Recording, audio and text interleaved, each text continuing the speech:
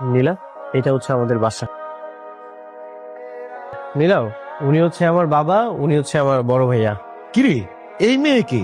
বাবা, ওর নাম হচ্ছে নীলা, আমি ওকে বিয়ে করেছি। যাও সালাম করো।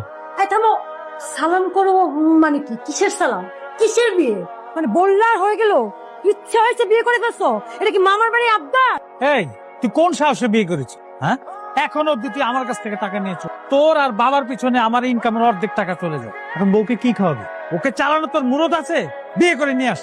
জো, ভাইয়া, আমি ওকে অনেক ভালোবাসি। ওর সৎ মা কিছু টাকার জন্য একটা বৃদ্ধ লোকের সাথে ওর বিয়ে ঠিক করেছিল, এই জন্যই তো ওকে আমি। তাই ওকে বিয়ে করে আনবি। মেয়ের বাবা কি করে? বংশ পরিচয় কি? ঢাকায় কি বাড়ি গাড়ি আছে?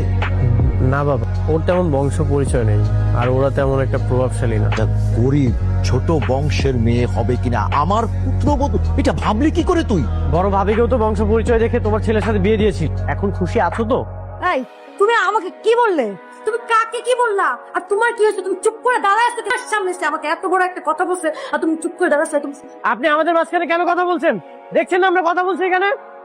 আরে একটা কথা বলবি, তোর কত বড় সাহস, তোর ভাবির মুখে মুখে কথা বলিস? থাম থাম জামান। নেহাল, এই মুহূর্তে তুই এই বাসা থেকে বেরিয়ে যা। এই বাসায় থাকার তোর কোনো অধিকার নাই। বেরিয়ে যা, তুই এই বাসা থেকে বেরিয়ে যা। এই মুহূর্তে এই বাসা থেকে বেরিয়ে যা। নীলা, এখন থেকে এটাই আমাদের ঘর, এখান থেকে আমাদের সংসার শুরু। তোমার কি খুব বেশি অসুবিধা হয়ে যাবে? না না, কি বলতেছো এইসব? অসুবিধা তো তোমার হবে। আমার জন্য তুমি বড়লোক বাবার ঘর ছেড়ে এখন বস্তিতে থাকো। বাসাটা কিন্তু সুন্দর আছে, তাই না বলো? আচ্ছা, এটার ভাড়া কত গো? 6,000 টাকা। 6,000 টাকা, তাও আবার এইটুকু রুমে? আমাদের তো কোনো জিনিসপত্র নেই, এই যে খাট, আলমারি, ওয়ার্ড্রোব, এই জন্যই বাসা ভাড়া 6,000 টাকা নিয়েছে। তুমি একদমই চিন্তা করো না তো, আমি একটা চাকরির জন্য চেষ্টা করতেছি। চাকরিটা হয়ে গেলে সবকিছু ঠিকঠাক হয়ে যাবে। বৌমা, বৌমা, কি হয়েছে? এই যে বৌমা, আমার চেয়ারটা কোথায়? ফেলে দিছি। চেয়ার ফেলে দিছো কেন? কারণ ওই চেয়ারটা দেখলে আমার মেজাজ খারাপ হয়ে যেত। আপনি প্রতিদিন এরকম একটা নোংরা বিশ্রী লুঙ্গি পরে ওই চেয়ারে বসে বসে পা দুলান আর পত্রিকা পড়েন, যেটা দেখতে খুবই বাজে লাগে, আমার খুবই মেজাজ খারাপ।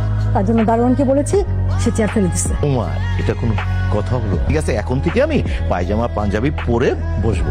চেয়ারটা আনো। হবে না তো।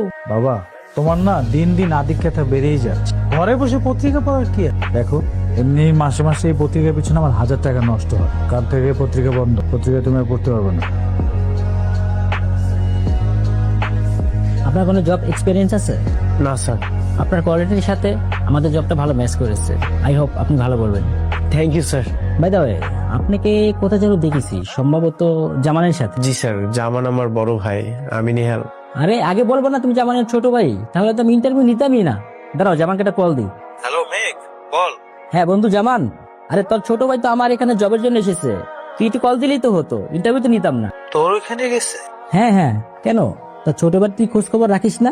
আরে ওর মতো বাউন্ডুলে বেয়াদব ভাইয়ের খোঁজ খবর রাখার টাইম আমার কাছে নাই।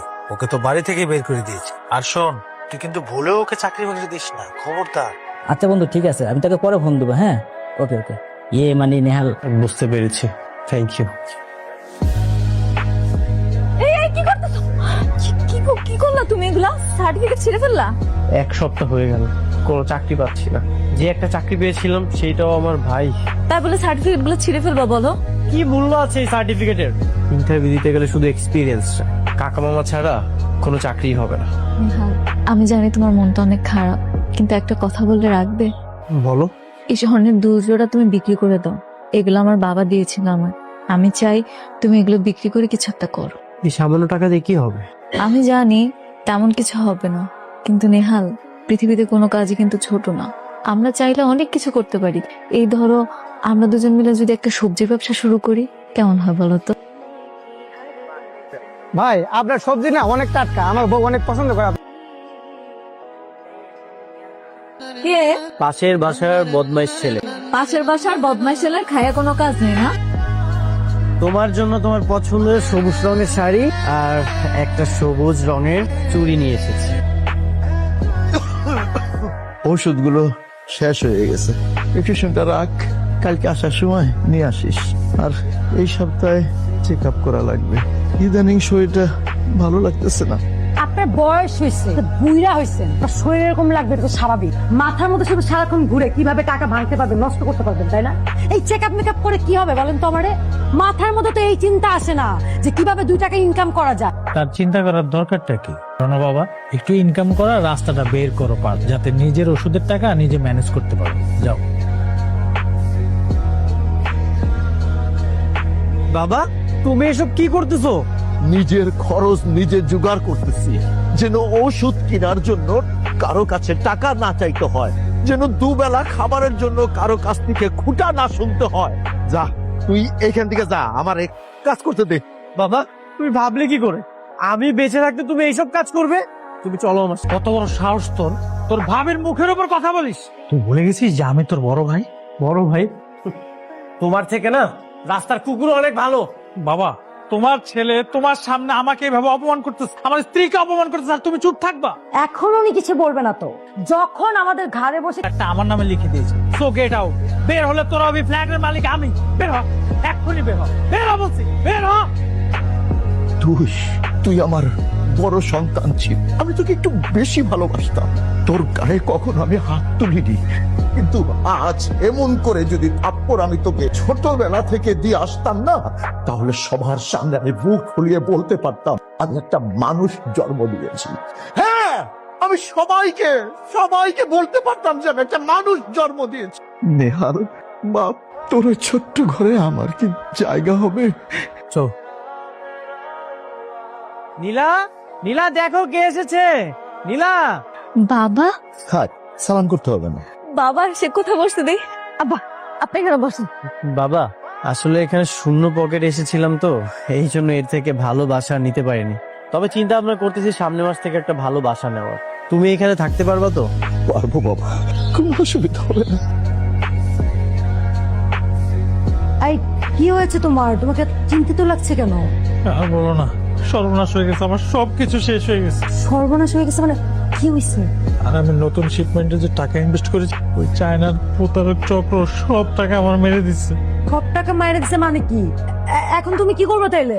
আমি কিচ্ছু জানি না, আমি কিছু বুঝতে পারতেছি না। 1 মাসের মধ্যে যদি ব্যাংকের লোন আমি পরিশোধ করতে না পারি, পুলিশ আমাকে ধরে নিয়ে যাবে। পুলিশ তোমাকে ধরে নিয়ে যাবে মানে? তুমি 1 মাসের মধ্যে এতগুলো টাকা কোত্থেকে শোধ করবা? এই ফ্ল্যাট আমি বিক্রি করে দেবো। কি বলো তুমি? ফ্ল্যাট বিক্রি করে দিলাম, আমরা কই থাকবো, কি করবো? জাহান্নামে গিয়ে থাকবো, কই থাকবো না থাকবো এখন কিছু বলতে পারবো না, পরেরটা পরে দেখা যাবে। এই ফ্ল্যাট বিক্রি করে দিব, এটাই ফাইনাল, এছাড়া আর কোনো উপায় নাই। বাবা, তুমি? এই তো আসলাম, তোর ব্যবসা কেমন চলতেছে দেখতে আসলাম। আলহামদুলিল্লাহ, অনেক ভালো চলতেছে। ভাই সিম কত টাকা কেজি? 60 টাকা। আলু কত কেজি? 20 টাকা। দেন, আলু 1 কেজি দেন, সিম 1 কেজি দেন। আচ্ছা দেন, আমাকে দেন, আমি দিচ্ছি। বাবা, কি করতেছো তুমি? কেন, ছেলের ব্যবসায় হেল্প করতেছি। না না বাবা, তোমার কিছু করা লাগবে না, তুমি আমাকে দাও, আমি করতেছি। না, আমি তোকে হেল্প করবই। আচ্ছা ঠিক আছে, তুমি তাহলে ক্যাশে বসো, তোমার কাজ হচ্ছে শুধু টাকা গোলা। আচ্ছা ঠিক আছে। ভাই 100 টাকা। যে বিপদে পড়েছি, বাবা ছাড়া এই বিপদ থেকে উদ্ধার হওয়ার কোনো উপায় নেই। বাবাকে একটা কল দিই। এতদিন পর বাপের কথা মনে পড়লো। হ্যালো বাবা। বল। বাবা, তুমি কোথায়? নেহালের কাছে। বাবা, তুমি কালকে সকালের মধ্যে আমার বাসায় চলে আসো। আমি কি একা আসবো না নেহাল আর ছোট বৌমাকে নিয়ে আসবো? আর সাথে নিয়ে আসো, কোনো অসুবিধা নেই। আচ্ছা ঠিক আছে। যাক, এতদিন পর গর্ধবটা মানুষ হতে যাচ্ছে। আমাকে যেতে বলেছে। বাবা, তুমি যাবে? যাবো না মানে? অবশ্যই যাব। আমি যাব, তুই যাবি, আমার বৌমা যাবে। আজব তো, ওরা এখনো কেন আসে না? আরে আসবে, ওয়েট করো না, আসবে, চলে আসছে মনে হয়। আসসালামু আলাইকুম। ওয়ালাইকুম আসসালাম। কিরে, খুব তো ভাব দেখাইছিলি, এখন তো ঠিকই আমাদের সবাইকে মিস করিস। শোন, বাবা আর ভাই এরা হচ্ছে রক্তের বন্ধ, এদেরকে ভুলে থাকা যায় না। হ্যাঁ বাবা, তুমি একদম ঠিক বলেছো। বাবা ভিতরে আসো না, আয় না, তোমার সাথে একটু কথা আছে। বাবা আসো, আসো। বাবা, এই দলিলটা একটা সাইন কর তো। জি বাবা, ওইখানটা। এটা কিসের দলিল? তুই চুপ থাক না, এত কথা বলিস কেন? বাবা, আমি কেন চুপ থাকবো? বাবা কোথায় সিগনেচার করতেছে সেটা তার জানা উচিত না? হ্যাঁ বল। বাবা আসলে হয়েছে কি, একটা সামান্য ভুল হয়ে গেছে অনেক বছর আগে। তোমার মনে আছে ব্যবসার কাজের জন্য যে ব্যাংক থেকে লোন নিতে চেয়েছিলাম? আমার ব্যবসার সুবিধার জন্য এই ফ্ল্যাটটা কিন্তু তুমি আমার নামে লিখে দিয়েছিলে, মনে আছে তোমার? হ্যাঁ, লেখালেখিতে একটু ভুল হয়েছে, পুরোপুরি আমার নামে হয়নি, পাওয়ার অফ অ্যাটর্নি হয়েছিল। বাবা এখন এই ফ্ল্যাটটা বিক্রি করতে গিয়ে দেখি এই কাণ্ড। জি বাবা। বাহ বাহ জামান সাহেব বাহ, আপনি এইটা করানোর জন্য আমাদেরকে আপনার বাসায় ইনভাইট করেছেন। আসলে একটা কথা কি জানেন, কয়লা ধুলে কখনোই ময়লা যায় না। আরেকটা কথা আছে কিন্তু, কুকুরের লেজ কখনো সোজা হয় না রে। তোমরা এগুলো কি বলতেছো? এসবের মানে কি? বাবা আসলে হয়েছে কি, আপনার ছেলে ব্যবসায় লস খেয়েছে। আপনার ছেলের অবস্থা খুব খারাপ বাবা। পাওনাদাররা তাকে টাকার জন্য খুব চাপ দিচ্ছে। এখন যদি সে টাকা না দিতে পারে তাহলে পুলিশ ওকে অ্যারেস্ট করে নিয়ে যাবে বাবা। এই ফ্ল্যাটটা বিক্রি করা ছাড়া আর কোনো উপায় নেই বাবা। প্লিজ আপনি আর দ্বিমত করবেন না, অন্য কারো কথাও শুনে না বাবা। আপনি সাইন করে দিন। না বাবা, তুমি সাইন করবে না। তোমার কি মনে নেই তোমাকে যে ওরা বাজার করিয়েছে, আমার ওষুধের জন্য তোমাকে কুলির কাজ পর্যন্ত করিয়েছে? সে কখনোই তোমার সন্তান হতে পারে না। বাবা বাবা বাবা বাবা আমি বাঁচতে চাই বাবা, বাবা আমি বাঁচতে চাই। এই ফ্ল্যাটটা যদি আমি বিক্রি না করি সারাটা জীবন আমার জেলে পুষতে হবে। শত শত গ্রাহকের টাকা আমি মেরে দিয়েছি, এই টাকার কারণে আমাকে রাস্তা ফেলে মারবে বাবা। বাবা আমি তোমার পায়ে ধরি বাবা, বাবা আমি আমার জান ভিক্ষা চাই, আমাকে সাইনটা করে দাও বাবা। এই সিদ্ধান্ত আমি দিতে পারবো না, এই সিদ্ধান্ত দিবে আমার মা। তোমার মা? মানে তোমার মা? আমার ছোট বৌমা, যে আমাকে তার ছোট্ট সন্তানের মতো ভালোবাসে। ওর মধ্যে আমার মায়ের ছায়া আমি দেখতে পাই। মা তুই বল আমার কি করা উচিত? বাবা আমার মতে আপনি দিয়ে দেন, কারণ ধন সম্পত্তির থেকে বড় হলো শান্তিতে থাকা। ওনারা আজকে শান্তিতে না থাকতে পারলে আমরাও শান্তি পাবো না। আপনি দিয়ে দেন, এটাই ভালো হয়। ওনারাও শান্তিতে থাক, আমরাও শান্তিতে থাকি। থ্যাংক ইউ বাবা, থ্যাংক ইউ। জামান, তোকে আর তোর স্ত্রীকে একটা কথা বলি শোন। প্রত্যেকটা মানুষ জন্মের পর শিশু থাকে, তার বাবা মা ওই শিশুটাকে আদর স্নেহ ভালোবাসা দিয়ে আগলে রাখে। তারপর এক সময় ওই বাবা মা বৃদ্ধ হয়ে গেলে না, ওই সন্তানই ওই বাবা মাকে শিশুর মতো ওরাও যত্ন করে রাখে। বাবা এখন কি তোমার এই কথাগুলো শোনা তাদের সময় আছে? দেখছো না সিগনেচার করে দিয়েছো, আর কত খুশি তারা। জামান, যাওয়ার সময় তোকে আরেকটা কথা বলে যাই, তুই কোনোদিনও সুখী হতে পারবি না। কারণ কি জানিস, যাদের উপরে বড়দের কোনো দোয়া নেই, আল্লাহর রহমত নেই, কখনো সুখী হতে পারে না। সুখ কাকে বলে, যে দেখে আসিস আমার ছোট ছেলের বাড়িতে। বাবা এই দেখো, তোমার জন্য তোমার পছন্দের মাছ আর সবজি এনেছি, আজকে আমরা অনেক মজা করে খাবো। শুনলাম তুমি নাকি গাড়ি কিনতেছো? হ্যাঁ, সবজি আনার জন্য একটা ট্রাক নিচ্ছি আমি আর সিরাজ ভাই মিলে। ও, এত টাকা পাইলা কই? একটা লোন করতেছি, প্রতি মাসে কিস্তি দেওয়া লাগবে। যেমন উপার্জন আস্তে আস্তে সব শোধ হয়ে যাবে ইনশাআল্লাহ। ইনশাআল্লাহ। নেহাল, দেখ তো এই নিউজটা সত্যি কিনা। কি নিউজ বাবা? এই যে দেখ না, জামান গ্রুপের মালিক গ্রেপ্তার। গ্রাহকের টাকা পরিশোধ করার পরেও পুলিশের সাথে হাতাহাতি করায় গ্রেপ্তার। আমি বলেছিলাম না, ও কোনোদিনও সুখী হবে না। আরে সুখী হতে হলে সবার আগে দরকার সৃষ্টিকর্তাকে সন্তুষ্ট করা। আচ্ছা বাবা, এখন এসব বাদ দাও। নীলা, এগুলো নিয়ে ভিতরে যাও, চল। তোমার মনটা অনেক খারাপ না? ভাইয়ার জেলে নিয়ে গেছে। সেরকম কিছু না, আমার বড় ভাই তো সেদিন আমার মন থেকে উঠে গিয়েছিল, যেদিন আমার বাবাকে সে তার বাসা থেকে বের করে দিয়েছিল। তারপরও আপন ভাই তো, তোমার কিছু করা দরকার ওনার জন্য, তাই না? দেখো নীলা, এই পৃথিবীর একটা নিয়ম আছে, কেউ যদি অপকর্ম করে তার কর্মফল অবশ্যই তাকে ভোগ করতে হবে। আমার ভাইয়াও ব্যতিক্রম কিছু নয়, আমার ভাই অপকর্ম করেছে, তার কর্মফল অবশ্যই তাকে ভোগ করতে হবে। ও, তোমাকে তো একটা জিনিস দেখাতে ভুলেই গেছি। এই যে। দুজোড়া তুমি বিক্রি করো নাই? না, বিক্রি করিনি, এটা আমি বন্ধক দিয়েই তো আমার ব্যবসাটা শুরু করেছিলাম। এখন আমি সব টাকা পরিশোধ করে দিয়েছি। নীলা, তোমাকে আমি বলেছিলাম না আমার এই সংসারটা আমি খুব সুন্দরভাবে গড়ে তুলবো, তুমি খুশি তো? অনেক